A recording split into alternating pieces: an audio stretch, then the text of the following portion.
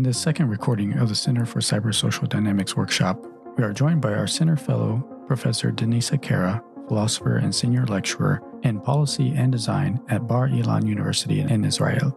Professor Kera discusses the potential challenges that come with attempts to govern large learning models. Although it is unclear how governments ought to regulate such systems, what does appear clear is that users are not up to the task of self-governance. As always, this podcast is hosted by Center Director John Simmons and produced by the Center for Cybersocial Dynamics of the Institute for Information Sciences at the University of Kansas. You can find this and all future recordings on Spotify and online at i2s.ku.edu. To help in growing our show, we ask that you like, subscribe, and share. Thank you, and enjoy.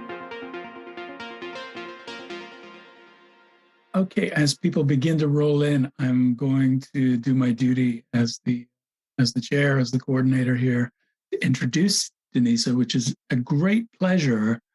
Most of you, of course, know Denisa.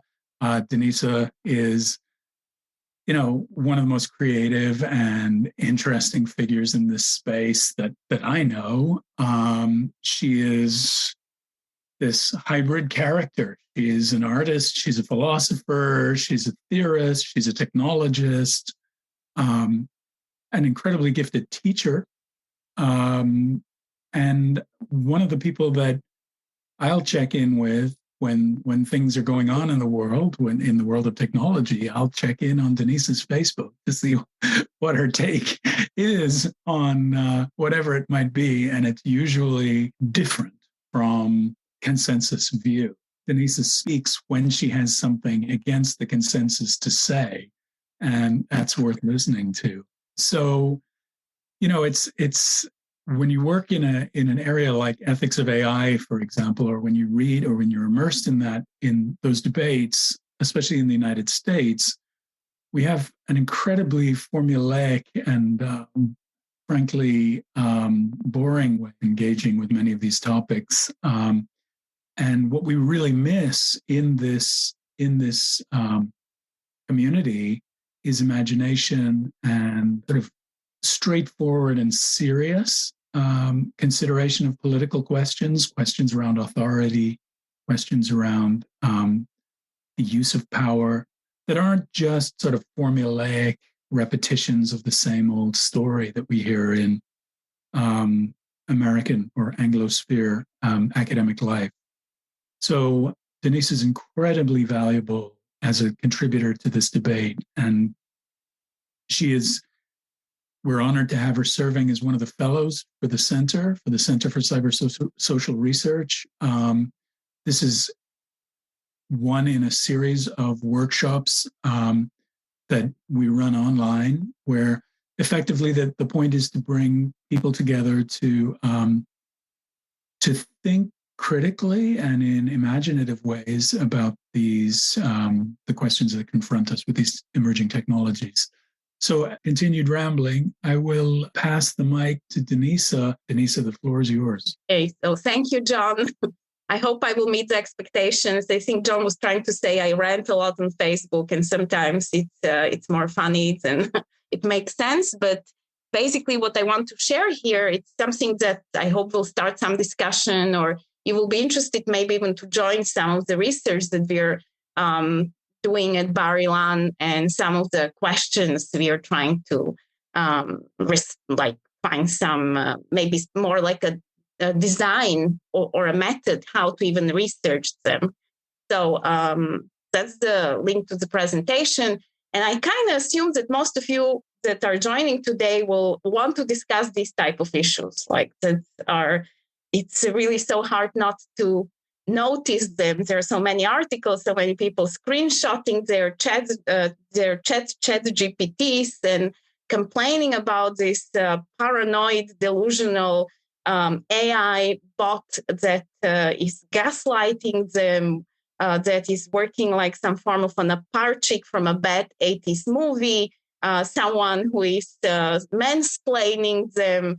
And I don't know, all kinds of funny complaints people have, even fears about some potential extreme future where it's creating a list of enemies and it will take care of them.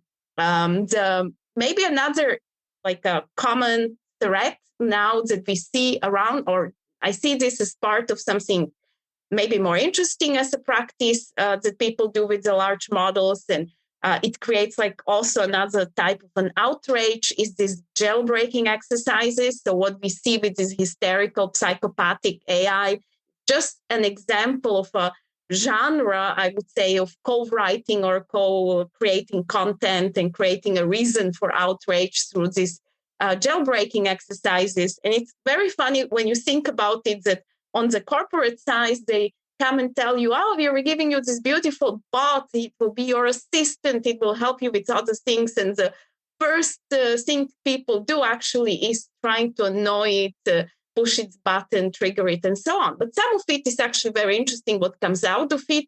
For example, these like hidden biases. But just so you don't think the hidden biases are coming only on the side of, let's say, the left is able to identify them. Here is something I found from a typical, like a right-wing blogger, Twitter personality here in Israel who is very active in this.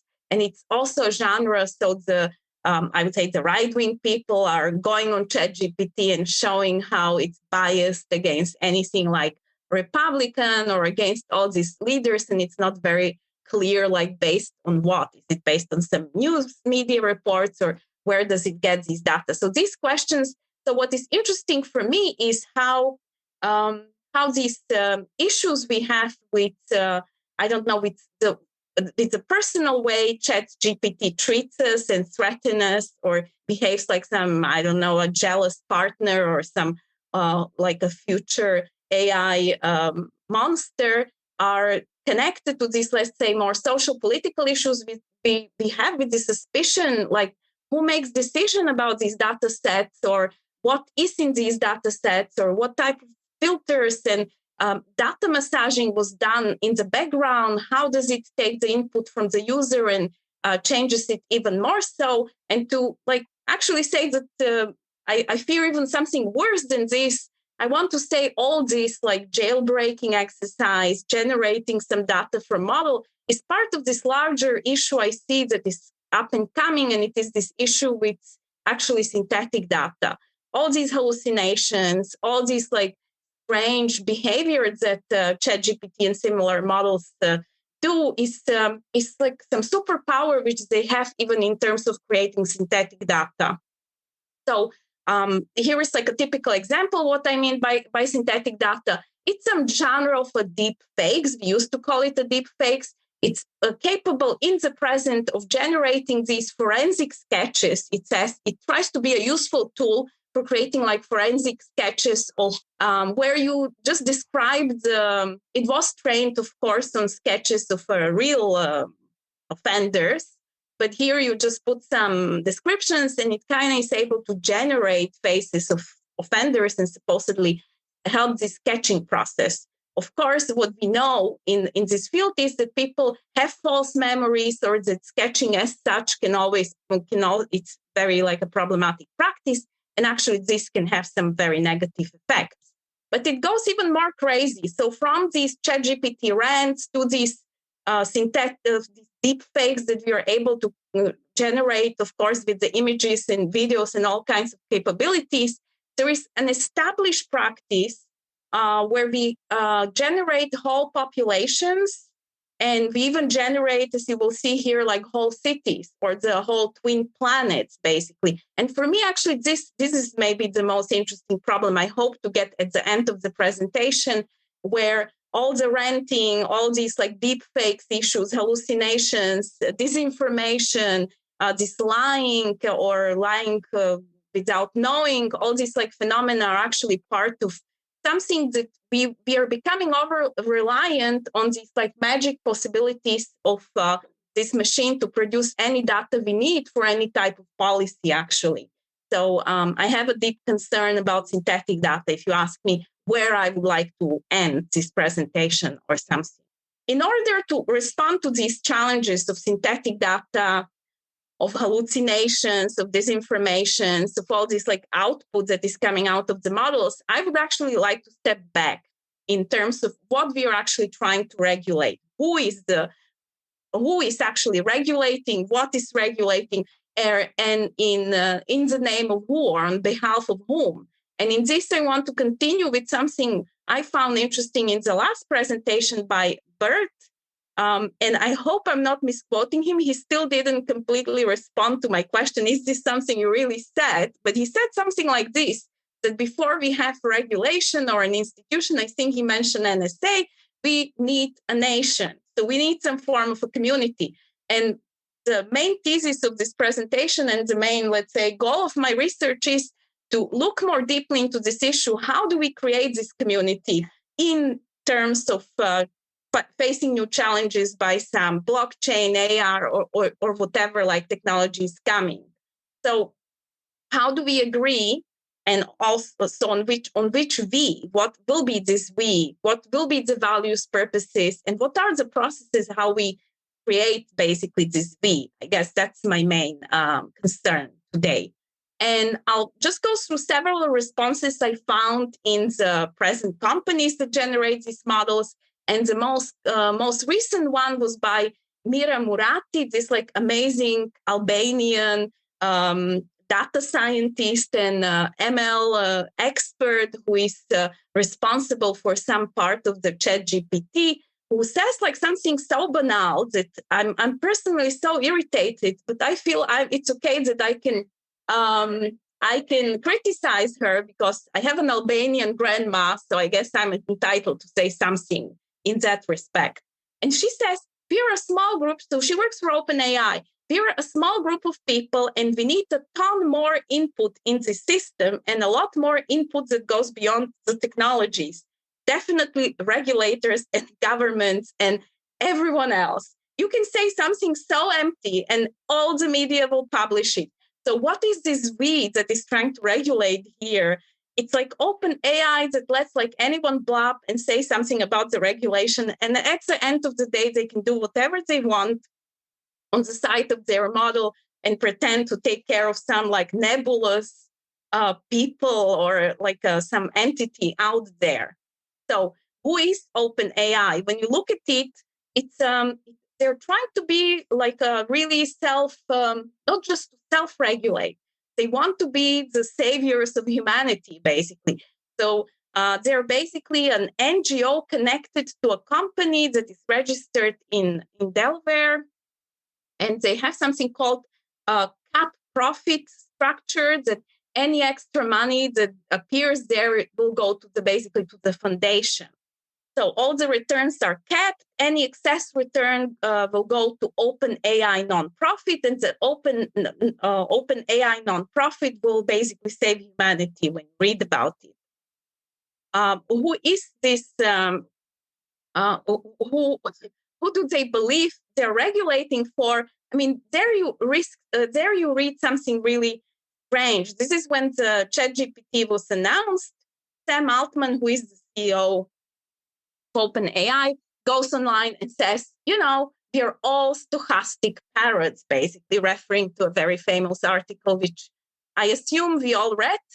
And I mean, if he sees all of us humans as such stochastic parrots, then, we can basically expect anything. There is basically no issue because we are not saying the truth.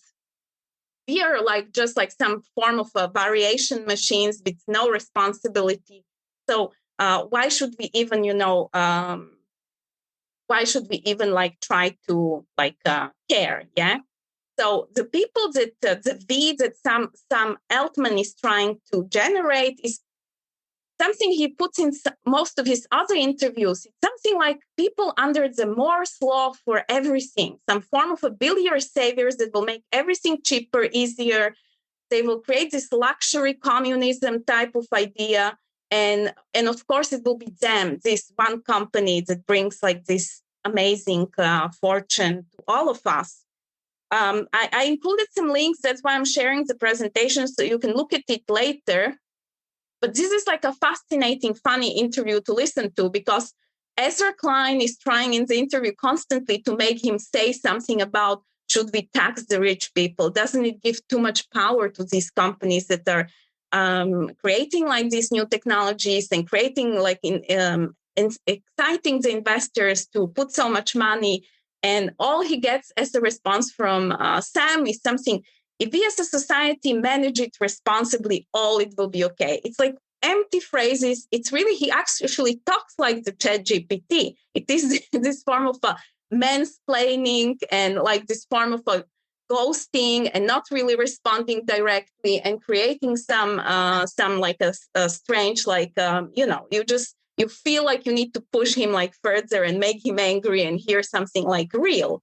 And he even like here he's putting him, okay, you're trying to create this post-scarcity utopia, but it feels a bit like a feudal society, what you're actually creating with this like untransparent and very like ridiculous statements about the Moore's law for everything. And I really recommend to listen to this minute 20 and minute 50, where he sounds like a garden variety effective altruist, imagining this technocratic governance.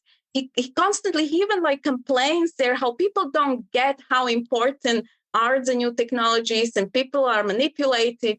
And, all we need to do, we actually don't regulate for people. Regulation is some form of engineering consent activity. We just have to make these stupid people finally understand why this is good for them. And it's about, managing fear from the technology. And he uses the example of nuclear technology, of course, and says something like, in the 70s, if we all went nuclear, the world would be a better place. We wouldn't have, I guess, climate change issues and something. Of course, some of it you could argue about. And I mean, I'm personally for nuclear energy. But the way he says it, like the arrogance of this person that really influences the life of billion people right now on this planet, or million, I don't know how many users ChatGPT has. That makes me very, I would say, uncomfortable. And especially this idea that what we are actually doing through regulation is to arrange these people's comfort, that it's about making people cozy about the new technology. That's the whole purpose, in his opinion, of why we regulate. And it gets even better. This is just from yesterday. And I was discussing this with Jonathan this morning. They publish like also how they communicate. They publish these blog posts. So new regulations and new ideas on how they want to approach different stakeholders happen like this PR machine. So this is like the latest proposal from OpenAI, where they say, look, guys, we probably cannot completely figure out who should regulate it and how to regulate it. How should these AI systems behave and who should decide? So what we could do, and that's like an elegant, simple solution, let the user customize what he wants to see or what his ChatGPT should do. So is this customizable by each user up to limits defined by society, opens some possibility that maybe we still want to have a common world. But anyway, so it gets into this, regulation becomes this form of personalization, filterization, forms so you create the skins, basically like game skins, instead of any attempt to even claim there is a common world. And I would like to mention something we did in January here in Israel. It was a really nice workshop I attended. And strangely, exactly what he's proposing here, we came up with this in mid-January. So we were thinking what would be a future of content moderation. And one of the ideas in one of the groups people had was, what if we let, instead of creating outrage, what if we let every user kind of create his own universe, what he wants to see, so he's not outraged, yeah? So basically customize the content. And this is just to show you that it's already possible in the present. And we are kind of going into that future where you will open your browser, you will put the filter, how comfortable or how, I don't know, how much you want to be triggered today, and any content by anyone that appears will be compliant to the filter you decided to put, yeah? So like right now we have this filter that you don't want to see porn and so on. Now it will be like for any type of content. So you want to say anything that appears on my Facebook, I want it to sound like a 14 years old girl. And actually that's possible with ChatGPT. Here is some showing you, I took an offensive speech by some Russian MP that basically says, when men beat women in like a wives, when men beat their wives, that's okay because these women were offending them somehow. They're humiliating them. That's the word she uses. We are not offended even when you see a man beats wife. She says there is no such offense as if you humiliate a man. That's the worst thing you can do. You can humiliate a man. That's her main message. She said it in the Russian parliament. I mean, it's not surprising.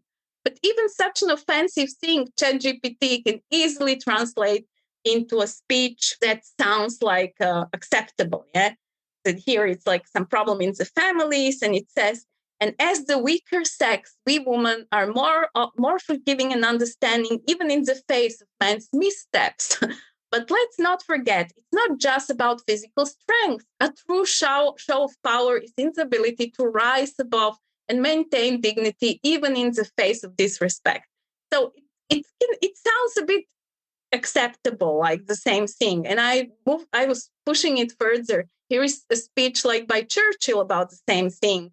Success is not our final, failure is not fatal. It is the courage to continue that counts, I guess, in a marriage that's abusive like that. Let us show that courage and rise above any disrespect and maintain our dignity. And then I went completely wild. I was like, rephrase just that part of the sentence into something more acceptable. And it says, instead of it is more offensive for a wife to humiliate a man than man beating his wife, it made this.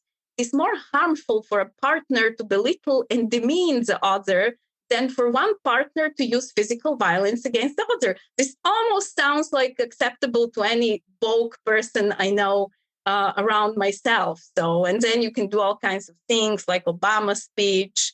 You can make it sound appropriate and acceptable to Catholics and so on.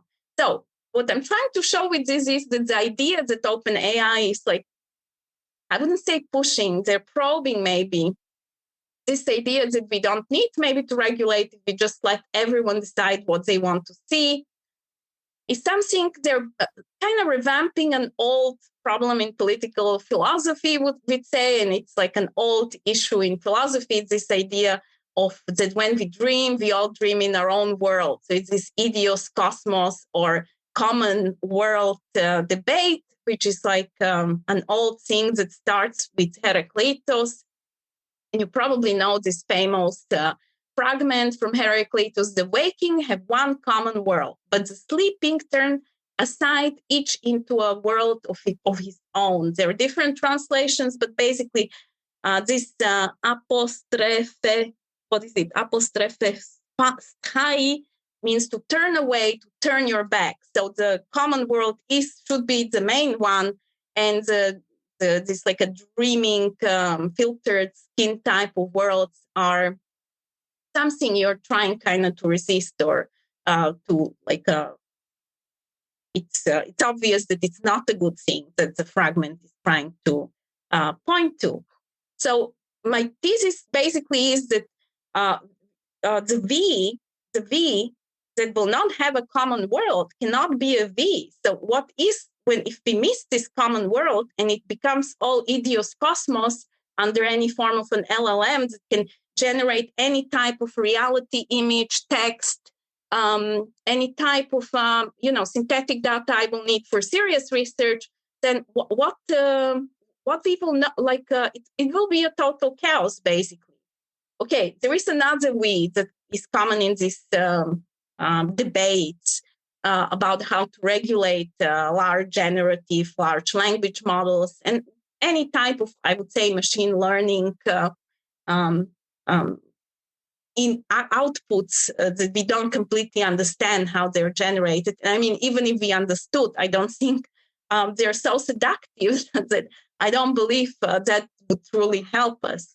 And it is Emad Mostax, someone who I can be honest, I kind of admire and like in all these like wars that are going on. So his V is a bit more modest, maybe, or modest. Maybe it's not modest, but it sounds too much closer to my value system, I guess. He's basically including in the V anyone who is motivated to engage. It's much more concrete. It's much more like practice-based. It's not about the people. It's like, okay, you users of Stable Diffusion and you people that care about these models. Let's figure out how to like work with the excess and make it into something useful for the community. So while OpenAI is basically trying to self-regulate or not regulate at all and saying we'll just let everyone decide what they want to see, I kind of like this stable diffusion democratizing AI experiments where they're trying to see how the community of the actual users, what type of proposals would they have, and how to create some form of a stakeholder negotiation. And he was always very interested in that question. But the problem is that if I would summarize that, I think, of course, on both sides, there is some PR strategy going on, and it's very clear. But this is just maybe an irony about the whole situation. While OpenAI is not really open, I mean, it's not open at all, stability AI is not very basically stable. They kind of opened and let these plural models that anyone can download and like put any content and generate anything they want is like also like not very stable. Okay, so behind it was the description what Stable Diffusion wants to do. They have this special like license they're giving with their models, so you can kind of download the model, put your own data. And then I wanted to show that, yes, there is a PR strategy. This gaining them money. Some people are getting excited about it, that they let anyone use and build their own model with little oversight. That's like supposedly a positive thing. And I forgot what was the second thing, but it's all in this direction. They're working actively with Lion, this provider, we would call it, of data sets and open source project that has large data sets of images. They're working with them actively to figure out how can we make these data sets a bit more fair, especially to the artists or anyone who is not aware that their data was used in the training of the model and so on. So it's not just in terms of images. There is this big code, another initiative which goes into this direction of, let's democratize the process of regulating these AIs, and it is in terms of code.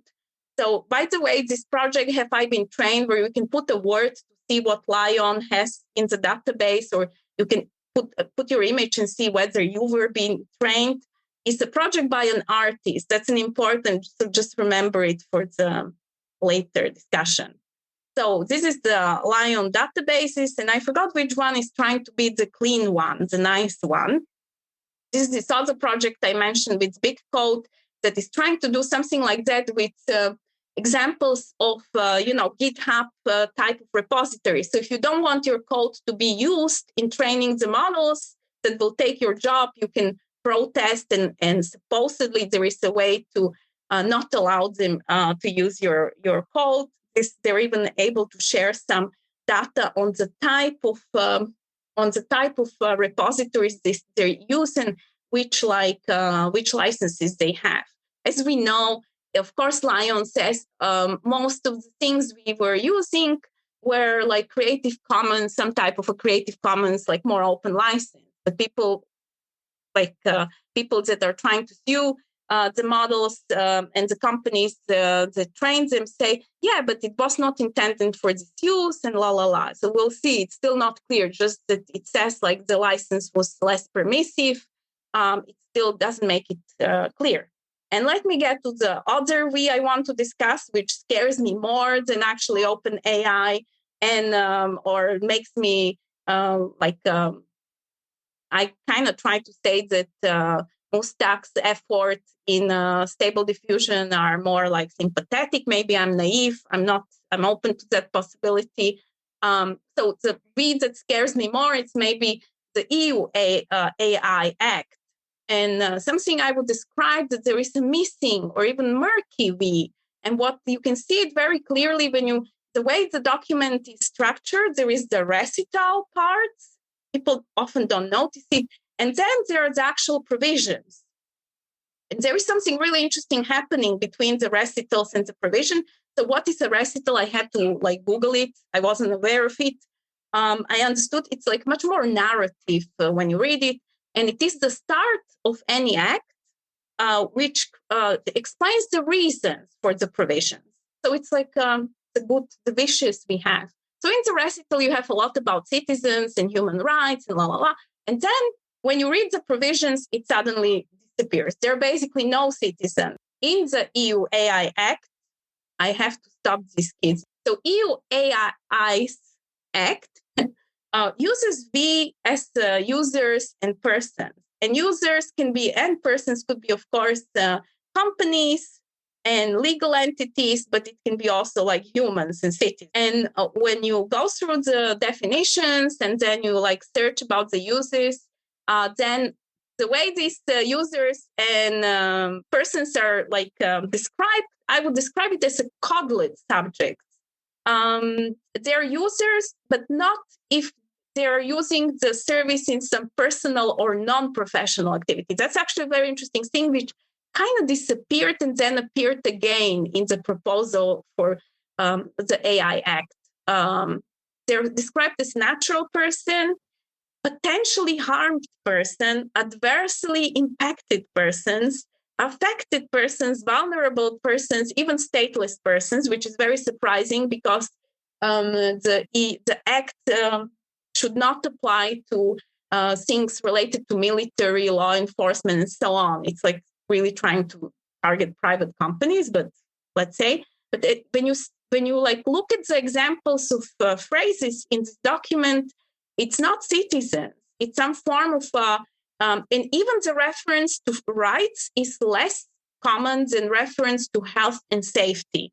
And because very often it's all this comes together, but the reference to health and safety dominates the document, and all these like adverse and weak things. So what is my problem with the natural person? I know it's like a common thing you would expect in some like regulatory documents, but I'm still not happy about it, and I'll try to explain why. I'll try to move faster so get somewhere. It's the problem with the natural person and this reduction of citizens to users basically is that it emphasizes issue of health and safety over issue of legal personality, of autonomy, rights, and ability actually to exercise your rights.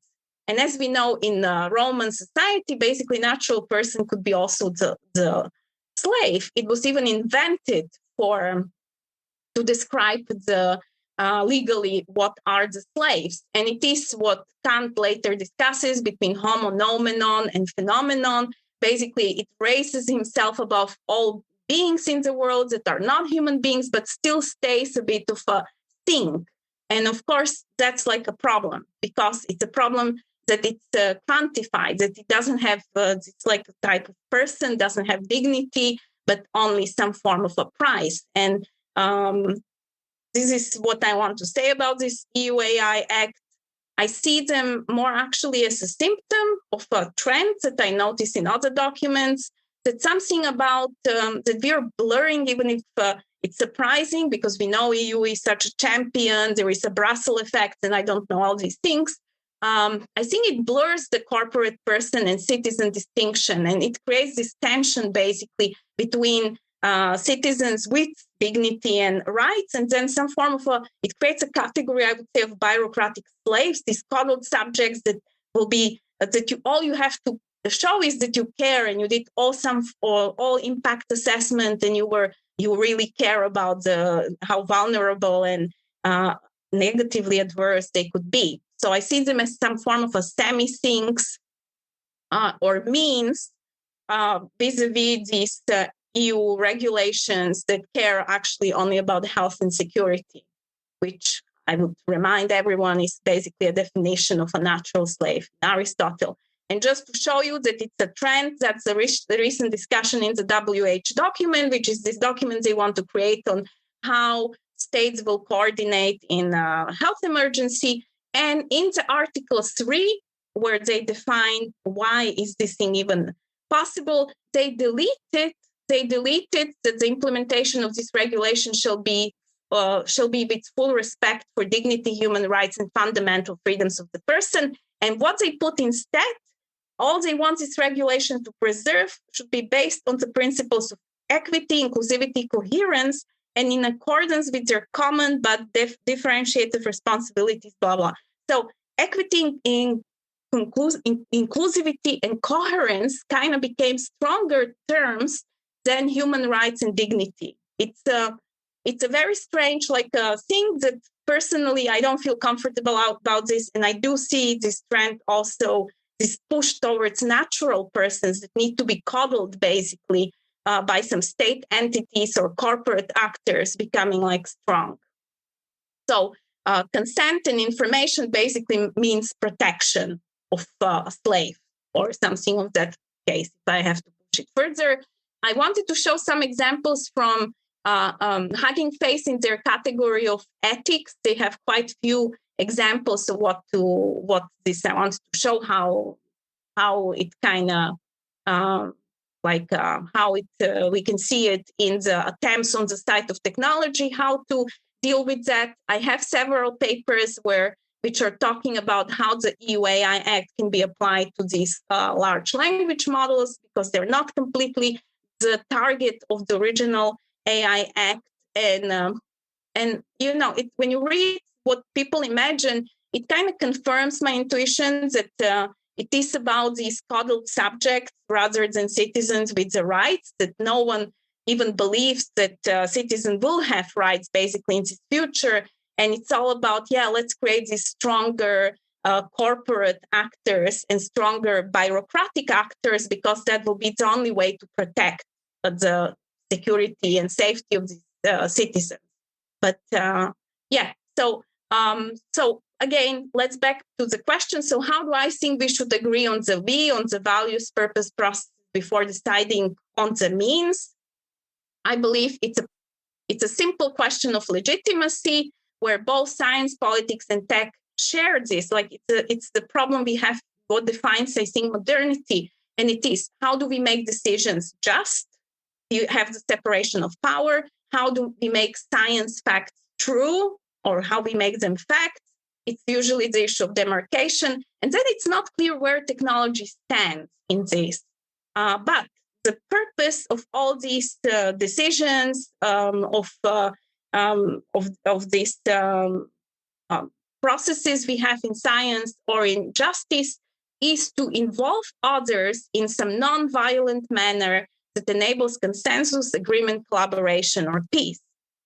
So we don't want to end up like this. This is a new proposal in the US, where they want to force some companies that make not nice models. They want to actually ask them to delete everything, so to destroy them, because there is a shadow, they call, of the model that is still there. That's something kind of funny. I'm looking into it, but this is the model I'm trying to work on at Bar-Ilan University. We have this design and policy lab.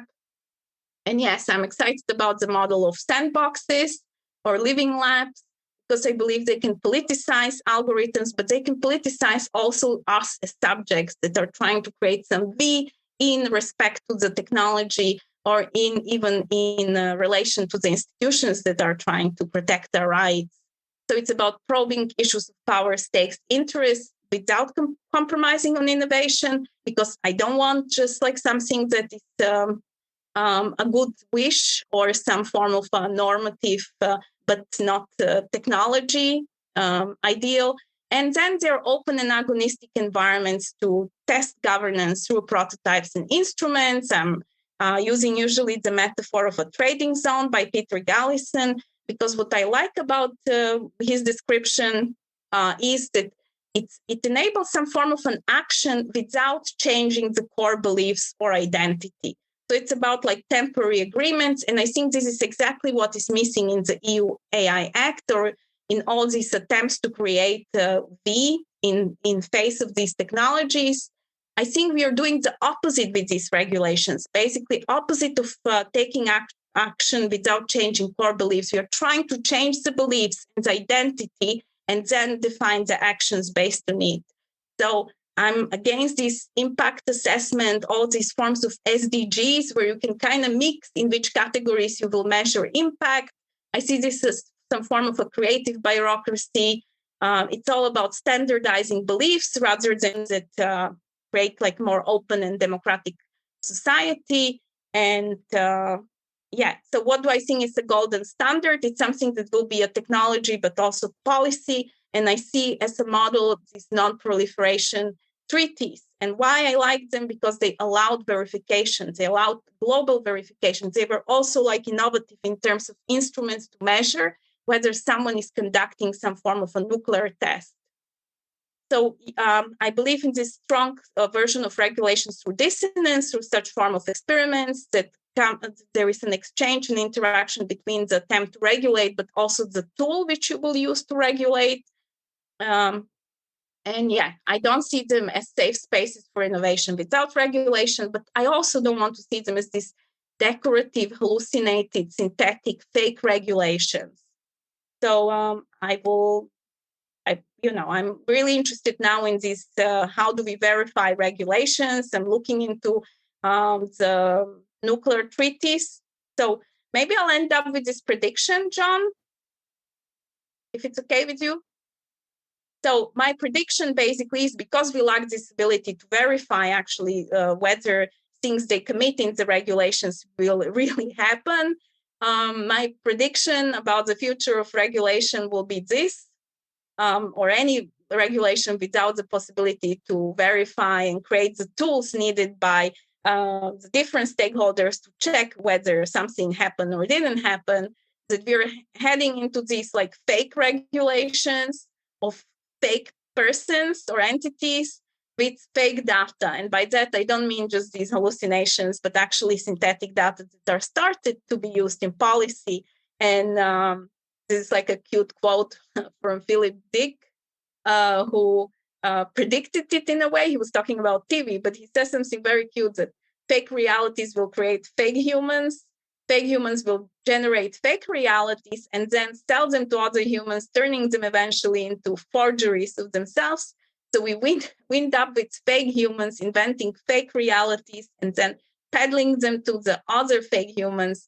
It's just a very large version of Disneyland. I think that's the best definition of what is going on with all these expectations from the large language models or synthetic data that we generate through the models in terms of policy. I forgot that I have also this.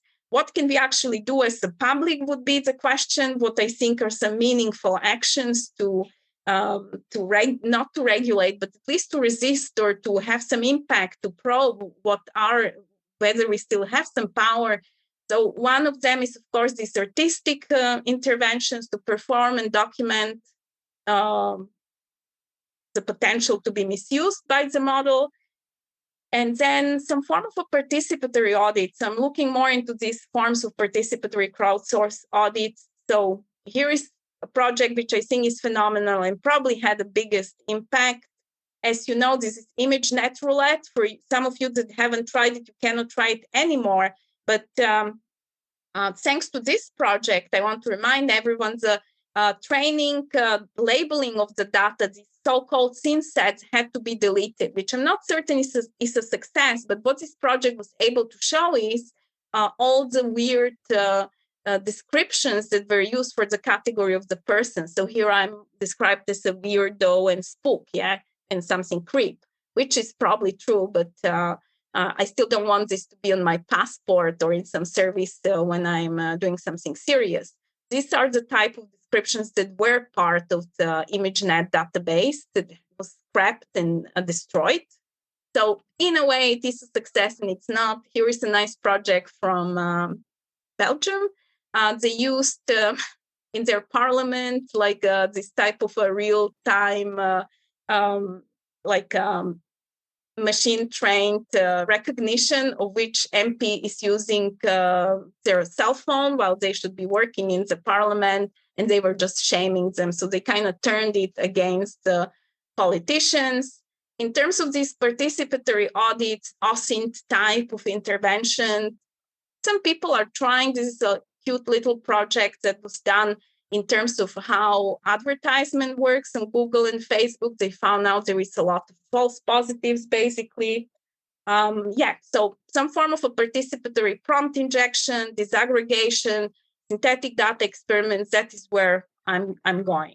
So I don't have much more interesting things to share. So I'll stop here just so you get a sense what I'm trying to do. So I'm looking into these possibilities, what we can do as a group of researchers to check the biases, to work with the biases, to probe these technologies.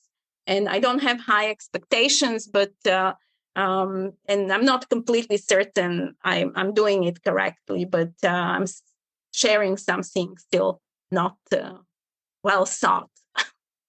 So thank you, and let's have a discussion. Wonderful. Thank you so much, Denisa. That was just magnificent. There's going to be a lot of discussion, almost certainly. I'm going to let everyone unmute themselves, and I'll try to regulate the we. If things get out of hand, I'll regulate the we. But for now, I'm just going to let people unmute themselves, if that's okay with you, Denisa. Absolutely. Okay. So you can unmute yourself, and let's have at it. Whoever wants to go first. During your presentation, I was really interested in it because it reminded me some of the discussion that happened on robotics on the same issues when probably in the early 2000s there was a lot of discussion about ethics in robotics and the moral of robots. So this was and the transmission of culture and with machines. So these large language models are something that are not tangible in the sense of robotics, but probably some of these discussions will be the same or very similar. Who controls, who regulates, etc. And obviously, this comes from the movement in cybernetics with Asimov laws and for safe robotics, etc. All those science fiction of the 60s, 70s, etc. So I think this is like a feedback loop that always happens. The technology is just different right now, but some of the discussions will be the same. Okay, maybe I should try. I have to apologize for arriving a bit late. I came from the airport. I work for a law agency, law enforcement agency, and I'm in Athens now precisely for a meeting about a European project that deals with AI. The project is an AI software that should help criminal investigators to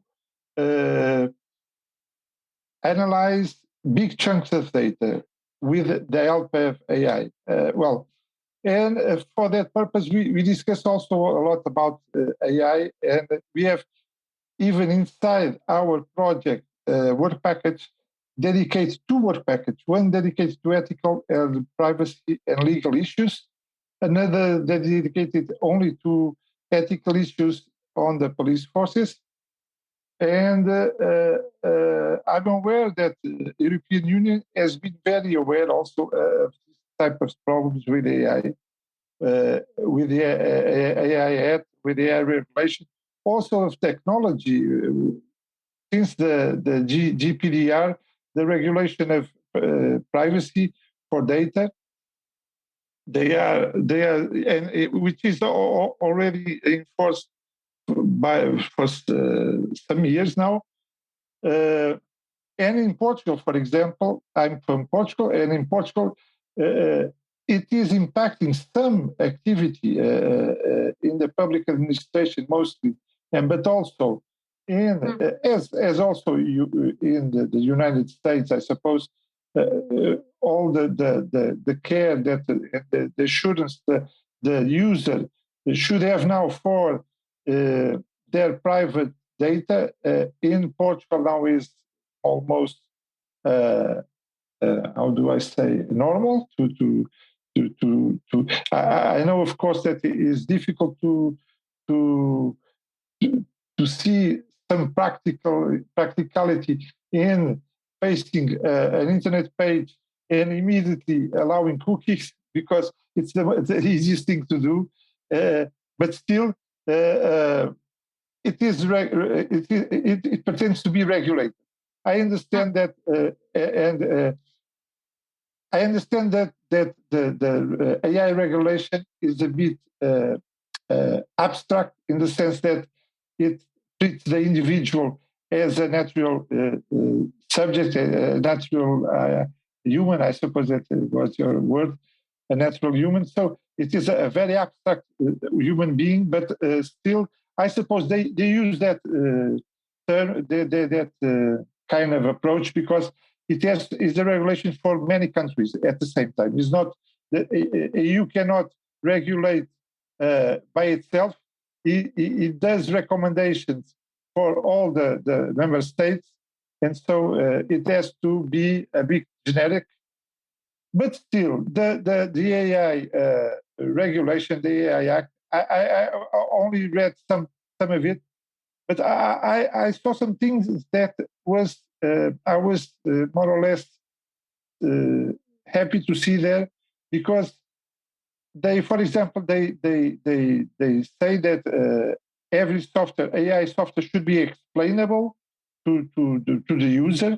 So you cannot use any AI technology without explaining it, and that will be a big problem to some neural networks that are currently, like ChatGPT, that are currently making all these movement on society about and thinking about this kind of problem, because it is not completely explainable. Can be explainable, but to a certain point, it's not completely explainable.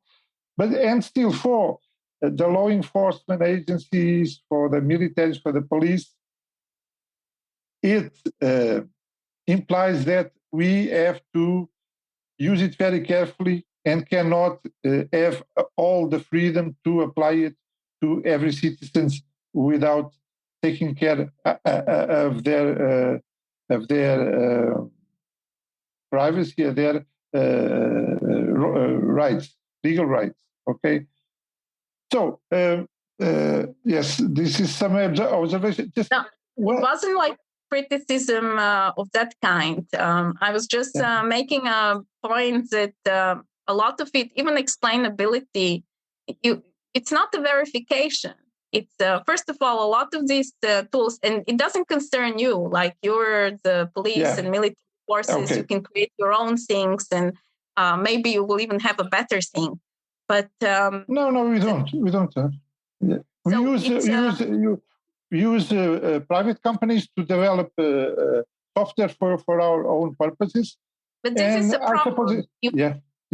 You see, the problem is you're using some private companies where you will not have people that really understand what these private companies do with the models.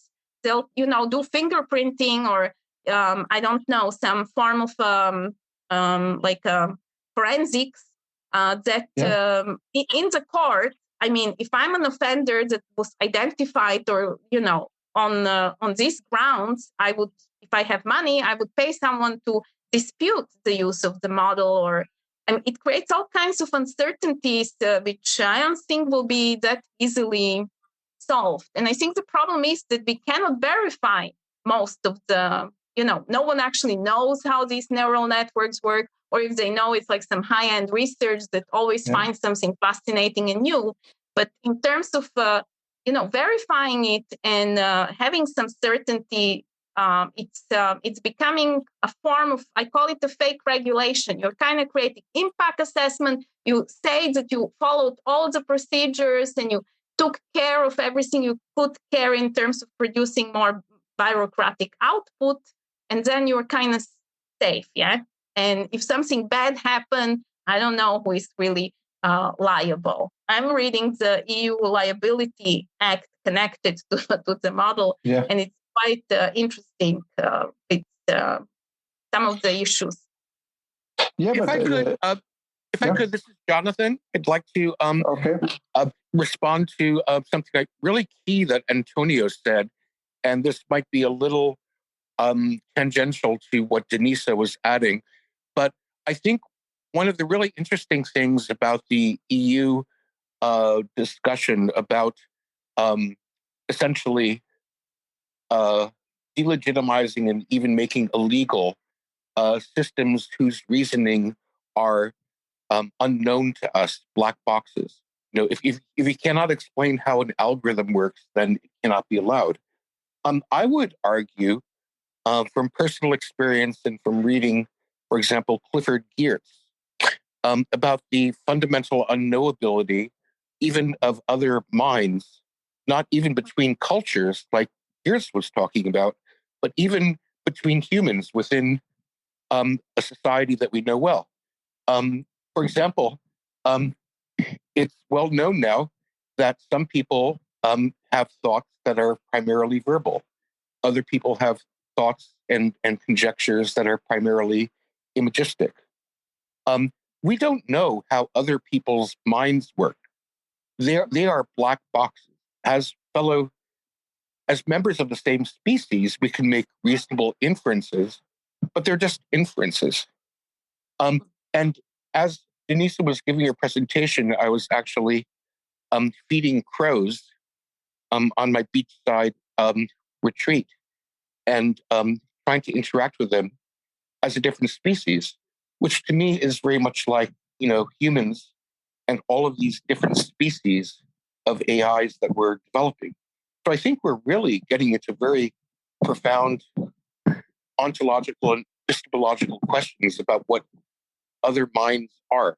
So I'll get off my soapbox and stop riding my hobby horse. Jonathan, the EU doesn't prevent if it's not explainable, it cannot be used. It's not that strict. It creates categories of high risk and low risk, like models, and there is some uncertainty about how much you have to explain about the training data set, but it's all actually not verifiable. That's the problem I have. Yes, I agree. Cannot read crows and AIs and other human minds. I totally agree with that. But if they will have to make a decision about whether I get a job or I should be jailed or anything, personally, I would want to have some certainty that the agreement on how that decision was made was transparent or it was verifiable.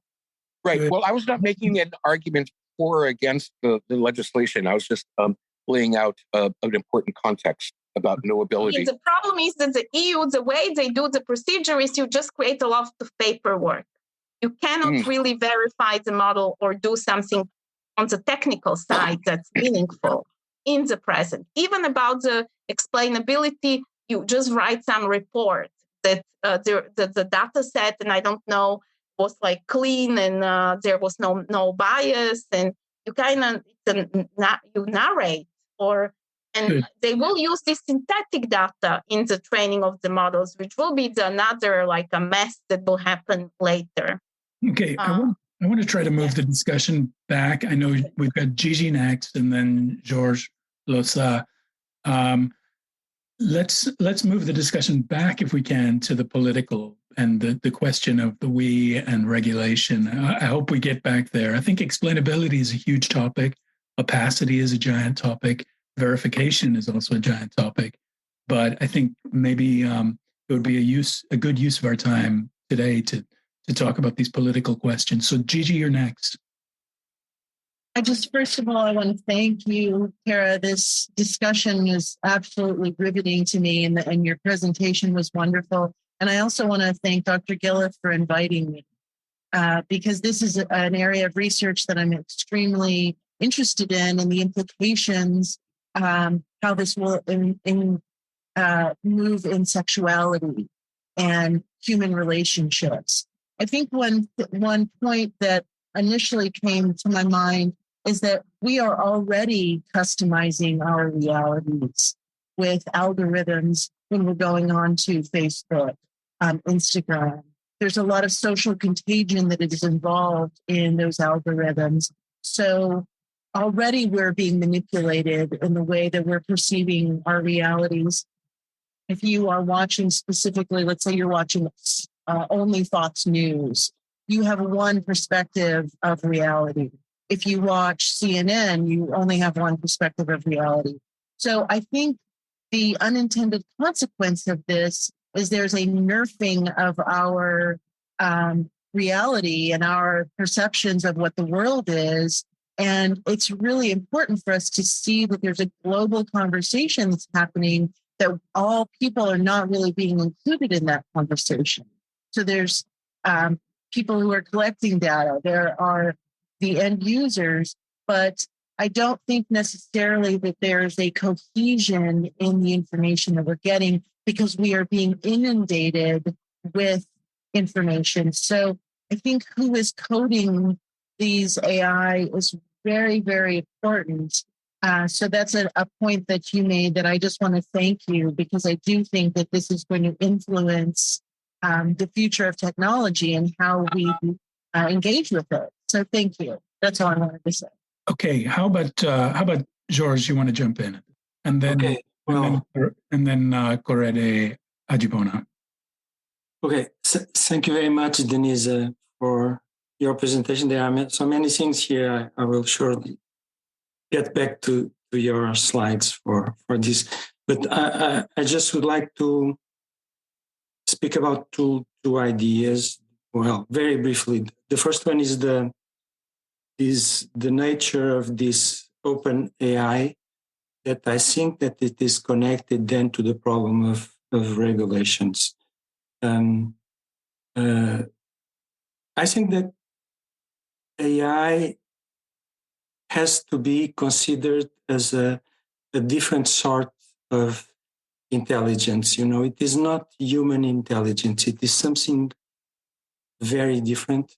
And this has always been the problem of AI, of the image that AI gives, that people think that it is some sort of human intelligence. Actually, in the beginning,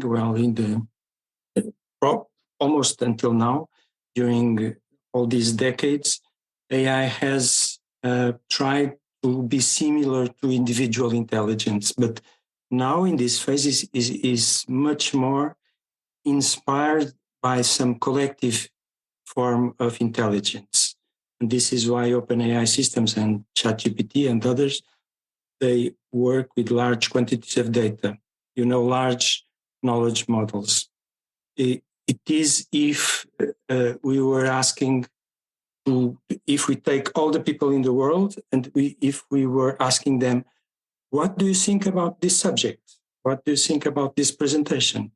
And you take the opinion of millions or billions of people, and you compose a sort of synthesis using some filters, and so it is something really very different from your intelligence, my intelligence, that it is made of our own experiments, our own history.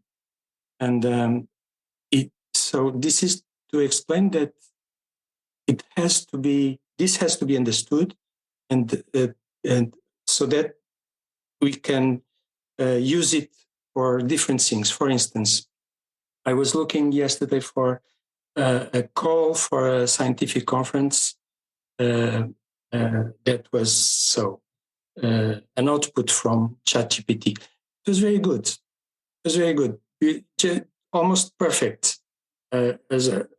Everything was on the right place in the call, because it just took hundreds of thousands of calls and it made the synthesis of the best ones, and everything was perfect.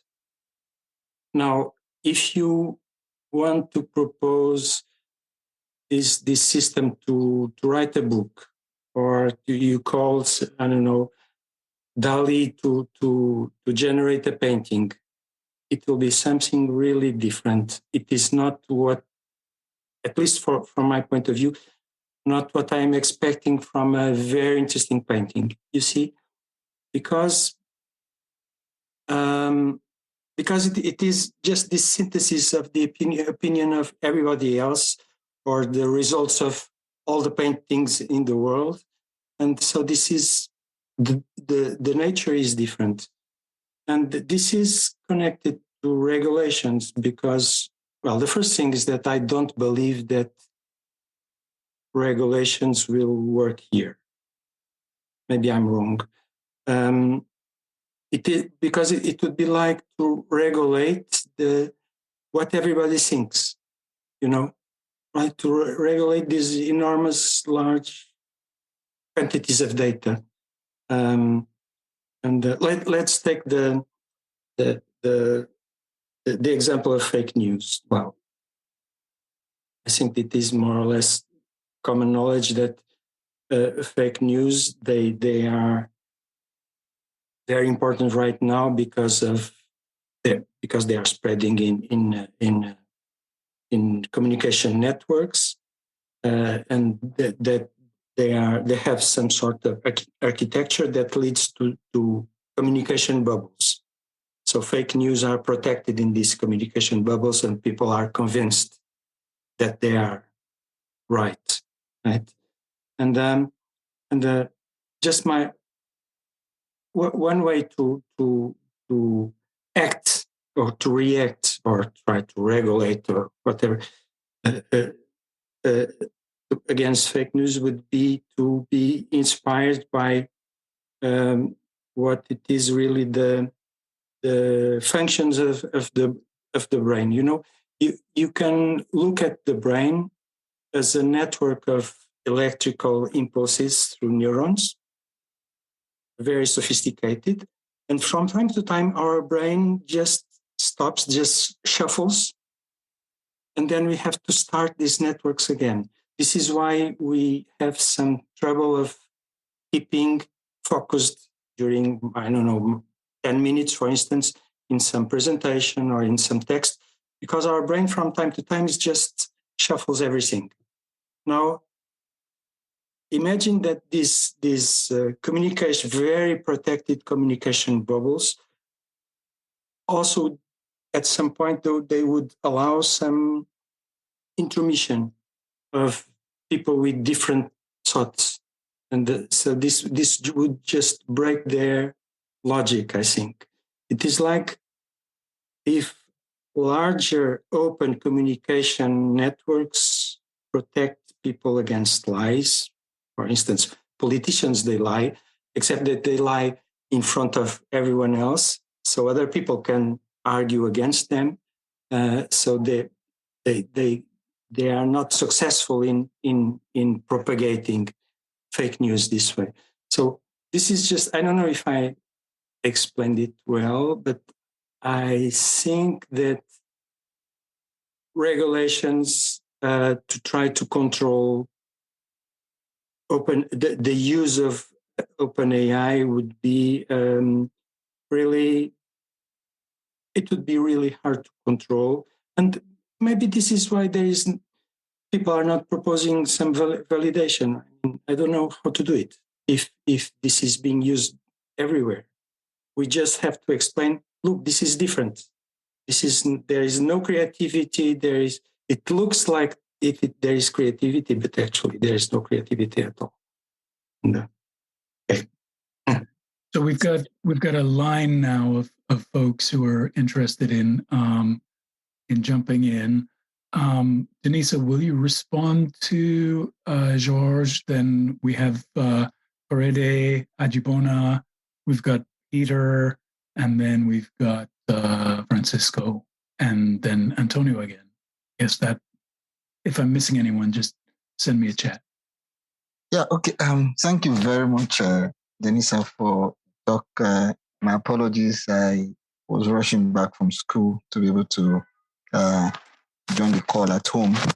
But just at the end of your presentation, something struck me. I guess if I'm correct, I think you were trying to say that success, if I'm correct anyway, that success with the regulation of open AI sort of depends on how much some level of certainty we can get with respect to the models, the neural networks, and all of that.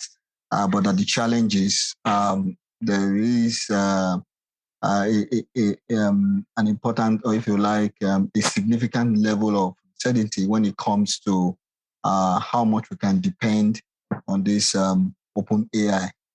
So it just got me worried or thinking about how that even in our own engagement with in society, in life. Someone was talking about other minds. When we engage with each other in society, we put up regulations, we put up rules and all of that.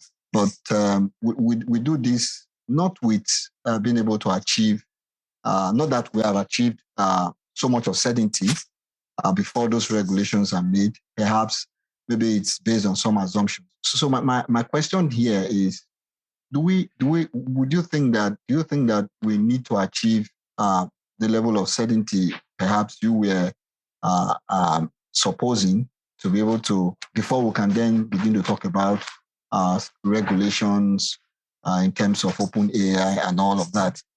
Shouldn't it be just that perhaps we run along with these things on the basis of heuristics, on the basis of how much we can decipher, how much we can discern from what we have, pending when perhaps our understanding, or we're able to better explain open AI and then continue to build on those regulations. So that's just my question at this point. Thank you, John Simmons, for inviting me to. Well, Peter, thank you for joining us. This is, by the way, this is Professor Peter Ikane from Nigeria. Thanks for joining, Peter. Exciting time in Nigeria nowadays. Yeah. I guess you'll have plenty of examples how it's there are.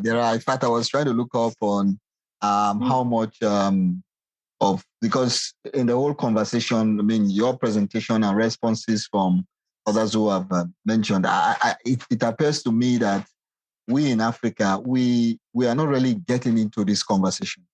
We seem to just be on this side of the world and not really getting into the mainstream or the thick of this conversation. And it worries me. It worries me because you don't want to always be on the side of some of these regulations, because when these regulations are made and you are not at the peak of the discussion, the whole conversation that leads to the regulation, then perhaps it often, as it has always been the case, it doesn't really square with your own reality, your own experience down here. I give you an example. Some time ago, I read this book by David Runciman, How Democracy Ends, where he was talking about the new threat to democracy, social media, and all of that. And I tried to zero in on what we experienced down in Africa. For me, it seemed the opposite. Okay, so yes, the threat to democracy here is not by the big tech companies, so to say, but it's by our own leaders who, if they are not checked, they become autocratic. They are afraid of what social media, how the people can latch onto social media and then bring about mass movement that can cause real change in the democratic system. So what they do not even clamp down on the social media. They clamp down on the internet providers. So during the period of election, you can't access any of the social media platforms. You can't access Twitter, you can't access anything, because on the ground that for security and all of that. So the truth is that the conversation over there, Europe, in America, is interesting, but my concern has always been that on this part of the world, we need to begin to get into this conversation and bring our own experiences, our own realities to broaden the conversation. And then even when you put up regulation, then it's just going to be that it has been a regulation from different sides of the divide. Right. So thank you very much. So we also have Korede Ajibona in the queue, and he's jumped back in. And this works. Another Nigerian, and Ajibona is involved in some of the media literacy efforts around these questions in Nigeria. So, Korede. Thank you very much, Professor Simon. So basically, I think my question somehow, follows what Dr. Ikane has said. Basically, we're talking about we talk about in regulating, digital technology, LLM. I was participating in the UNESCO Internet for Trust conference, and there were two lines that asked the question, we tend to get the opinion. So basically, what they asked was, what Africa could do to get involved in the question, in regulating data technologies, like being involved. So what I was going to ask was, you talked about the we. Is there a place for, for Africa? Is your framework you are developing for us to, regulate LLM? Does he in some sense to conquer? Does he, allow for, let's say countries, African countries to partake somehow in the discussion? Thank you both, because actually this is maybe the more interesting part of the presentation, because you mentioned something that I didn't even mention. Actually, ChatGPT, OpenAI products, and I think several other companies are available only in certain countries. So, for example, Bing, I forgot what is the beast on which that thing is trained. That's not available in most of the world. It's available only in US and Canada, if I'm not mistaken. So that we are so that we don't care about regulation, and we let these corporate actors and their models do whatever they want is visible on this. They can decide they're treating us like Netflix customers. Oh, I'm going to open this here and in there. And okay, there could be a copyright issues, but with the models, it's insulting in some sense that they allow them only in certain countries and they don't allow them in other countries. So you don't even have access to these models, except Mostak, the stable diffusion guy, who actually is the only one that talks about it. No one else, no one else even raised the question in Europe or in the US. Why is OpenAI, not open to everyone, actually? And it is a bad, awful, closed system, but it's not even open to people to experiment and play with. So my response would be to all this line of feedback we had. For me, it's better no regulations than bad regulation. And right now I see it as a fake regulation that pretends. It's better not to pretend, as was said before. We cannot regulate it. So let's admit it, and maybe we can do something rather than pretend we are doing something. Right. So what about this question of the we? Denisa Kera. So the we has to be the we. In my opinion, there is no we if you don't fight for it and you don't actively work on it. There is no we. It will be the we of some imaginary we that the EU AI Act speaks with, like a weak we that needs all this protection. I don't think there is any honestly global we. I think that we, people concerned, us here, or in people in Nigeria that want to get access to this technology, they have to it sounds awful, but you have to fight for to have a place on the table or say in the model or any agency. It will not happen if we wait for Sam Altman and his incredible NGO that will liberate us all. I really do think we need more be active as a public researchers, any community of concerned academics, and not bait. And the issue, the issue is okay, if you even do some experiment with ChatGPT or any of these closed models, and find something, they see that you tricked them, that you found out they have a bias, and then they again change it. But you have no idea where did they change it, how did they do it. It's completely out of control. I don't know whether I would ban them. I would definitely ban them on the grounds that these technologies are not available in Nigeria or in some other places. So until they cannot offer universal access, I feel we are it's not it's something disgusting about it. But I don't know on which ground. Right. But it's. I think we should try to be more proactive, basically. Francisco, go ahead. Thank you very much. There are so many questions that I don't know which one I will put, but let's imagine that we do something like this. We just create a simple. The question is who's liable, right? About this kind of thing.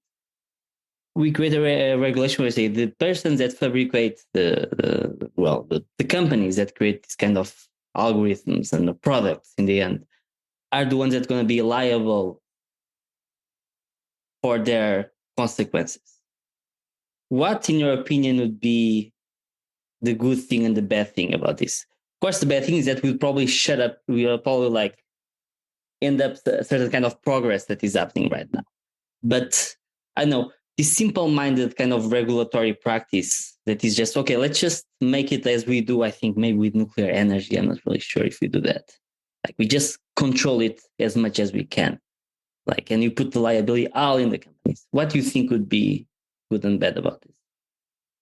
What's your point? That's a great end, I would say, of our conversation. I kind of believe they are on a level of nuclear energy. We need these state actors globally to regulate it. And there was an amazing link I'll share maybe in the group later, sent to me by Bird, where there are some attempts to do it in field of military use of AI. But I think we need actually this form of global regulation of generative, large learning models that are claiming they'll influence everything, and not on the level just of the training data set, but on the decisions, whether it will become this a Parchik type of personality or it will be a different personality to everyone. I don't know, something on that level. I do think they are crucially in that way, because there's so many people get hooked up on that. It's like a drug. And it will be used for more and more things. And then it's not just the chatting applications, but what worries me are really the use of synthetic data that is getting, out of control, in my opinion. Because what they do is they say, "Oh, we'll save your money, and you don't need to care of GDPR. We'll just give you synthetic data. We don't even need to see your real data. We just need a bit of access. We'll create you the data you need, and then you can claim any policy. You can do anything basically on this synthetic data." So, I think these technologies are nuclear, and they should be regulated. As there should be much more strong presence of state actors in terms of how decisions are made on applications. And I don't know, it sounds probably ridiculous. And Jonathan said something nice in the. I think he said, I do think actually Bing is not universal. I don't think Bing is available even in Israel. I think it is only in the US and Canada, this ChatGPT Bing thing. And he mentioned something really nice. Actually, it's trained in Kenya, but it's not available in Kenya or in most places. So it's to add to the insult and absurdity that no one actually talks a lot about it. I just realized it now in the discussion. It's insulting. Right. So just to interject, there is a cost issue. So each query costs about 1.25 US cents.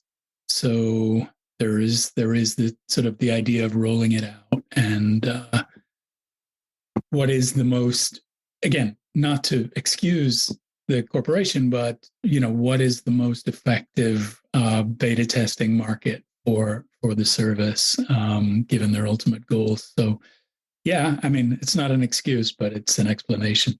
So, go ahead, Syed. Oh, sorry about that, Antonio. My question is actually pretty simple. Maybe you already answered it, but in the beginning of the presentation, you said that we could. One of the things that Sam Altman or OpenAI is suggesting is this: let people who are the users decide on what comes up or kind of govern themselves. And I'm wondering what exactly is wrong with that compared to other web technologies. We kind of do govern ourselves more or less. But anyway, so I'm just wondering if it's a clarification question, I'm guessing. Okay, so Altman's idea was more we'll not regulate. You will not have an open model. We will let you just customize the output of the ChatGPT, or how much you want the content to be more like on the playground. Because if you go on the playground of GPT-3, you get pretty wild things. And then ChatGPT has some filters, basically. So these filters can be designed.